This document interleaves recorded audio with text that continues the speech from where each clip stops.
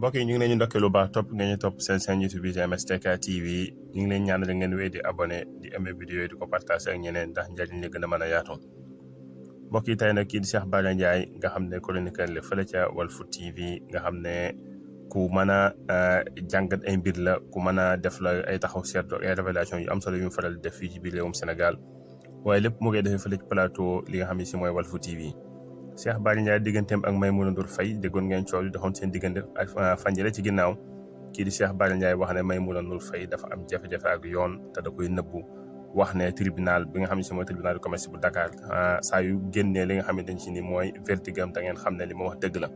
kii di Maimouna Ndour Faye nag waxoon na Cheikh Bara Ndiaye li muy wax nekkul dëgg ba waxoon sax ne menace ko ci benn plainte ñun ba léegi dégguñ plainte bi waaye juge des référés bu tribunal bu Dakar nag dafa génne benn notification bu am solo. li nga xamante ne si ni moom la bind dañoo bind le juge des référés tribunal de commerce du Dakar député 3M député débouté 3M universel multimédia Sarl bu Maimouna Ndour Faye nga xam ne moom jëmoom dañ ko condamné aux dépenses boo ko déggee mooy moom moo war a fay li nga xamante ne si ni kim seqaloon ak yoon moom la dépense lépp moo koy fay. masalan bu fekkoon ne dafa fayoon ay avocat bu fayoon ku mel ne maître Bamba Cissé wala maître Moussa Sarr wala avocat yi nga xam ne si ñoo nekk ci biir baro bu tribunal bu Dakar mu fay leen xaalis yéeg boobu yéeg ko wàcc bi ak fay gi mu leen fayeen dépense yooyu yëpp ki nga xam ne si moom lañ condamné aux dépenses moom moo koy fay.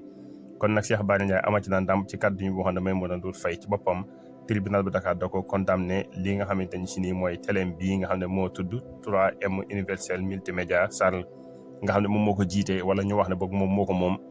dafa daanu ci kanamu yoon. Cheikh Bara Ndiaye waxoon na ko nag ñëpp weddi woon ko waaye tey jii justice wax jox na ko dëgg